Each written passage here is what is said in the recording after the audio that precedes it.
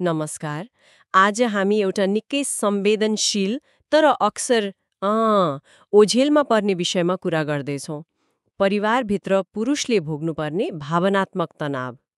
खास गरी जब मतलब आमा र श्रीमती बीचको सन्तुलन खोजिरहेको हुन्छ। हामीसँग एउटा लेख छ जसले यही पुरुषको पीडालाई खोतल्ने प्रयास गरेको छ। यस्तो पीडा जुन लेखका अनुसार न आमाले बुझ्छिन् न त श्रीमतीले नै।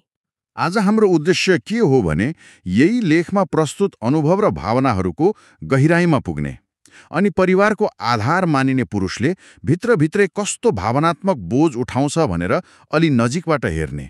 यो लेखले पुरुषलाई दुई पुस्ताको पुल जस्तो देखाउँछ। एकातिर आमाको संसार भयो, अर्कोतिर श्रीमतीको अपेक्षा। तर उसको आफ्नो मनस्थितिको के हुन्छ त? आउनुहोस् यसलाई अलि खोलौँ न।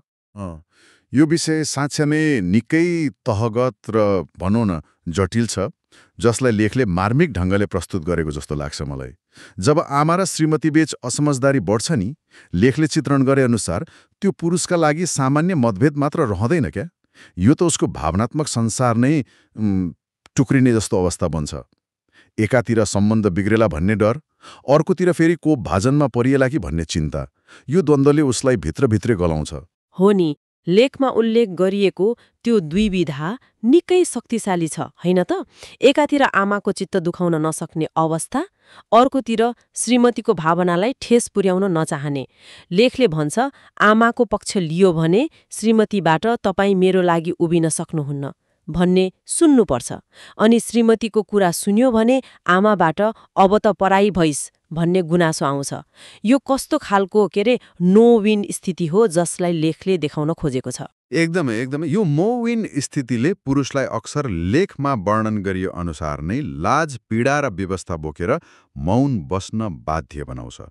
ऊ यस्तो मध्यस्थकर्ता बन्छ जसको प्रयासलाई कसैले मूल्याङ्कन गर्दैन, न त उसको भित्री छटपडीलाई नै कसैले देख्छ।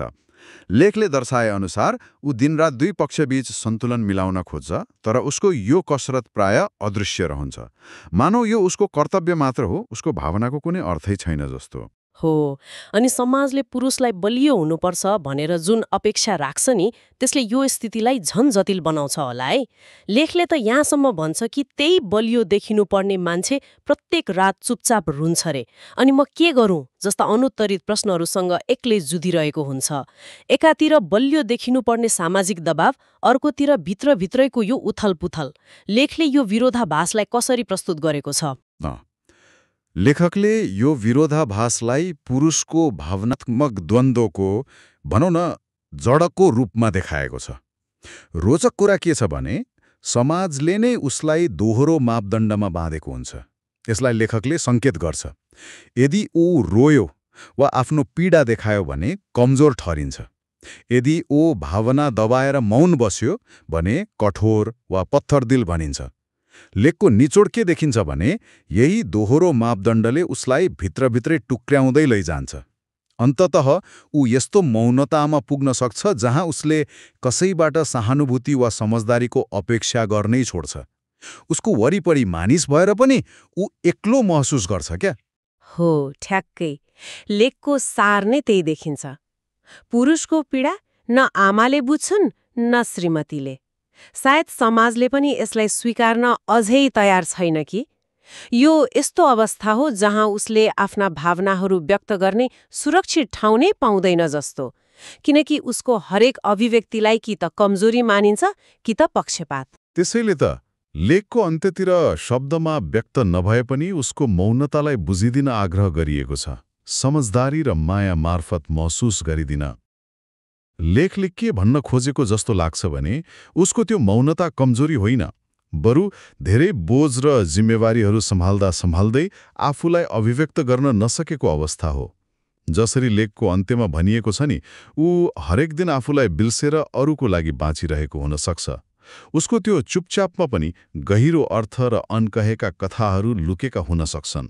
त्यसो भए यो लेखको विश्लेषणबाट हामीले के निष्कर्ष निकाल्न सक्छौं त? मूलतः यो लेखले पारिवारिक सम्बन्धमा, विशेष गरी आमा र श्रीमती बीचको त्यो तनावपूर्ण स्थितिमा पुरुषले अनुभव गर्ने गहिरो भावनात्मक द्वन्द्व सामाजिक अपेक्षाको बोझ र त्यसबाट उत्पन्न हुने पीडादायी मौनतालाई सतहमा ल्याएको छ। यो यस्तो लडाईँ हो जहाँ लेखअनुसार जित्नुभन्दा बढी सहनुपर्ने बाध्यता देखिन्छ, जहाँ ऊ सधैँ सन्तुलन खोज्दा खोज्दै आफै भावनात्मक रूपमा असन्तुलित हुन पुग्छ। मुख्य कुरा त बलियो देखिनुपर्ने दबावले नै उसलाई झन एक्लो र मौन बनाइरहेको छ भन्ने देखिन्छ। हो नि, र यसले हामीलाई सोच्न बाध्य बनाउँछ कि हामीले परिवारभित्र यस्ता संवेदनशील भावनात्मक पाटाहरूलाई, चाहे त्यो पुरुषको होस् वा महिलाको, अझ खुला रूपमा स्वीकार्न र संवाद गर्न सक्ने वातावरण बनाउन आवश्यक छ। लेखले उजागर गरे जस्तै शब्दमा व्यक्त हुन नसक्ने पीडाहरूलाई, त्यो मौनतालाई सुन्न र बुझ्न प्रयास गर्नु कतिको महत्त्वपूर्ण हो र? सायद यस्ता अनकहेका भावनाहरूलाई बुझ्ने प्रयासले नै सम्बन्धहरूलाई अझ गहिरो र स्वस्थ बनाउन सक्छ कि? यो साँच्चै विचारणीय प्रश्न हो।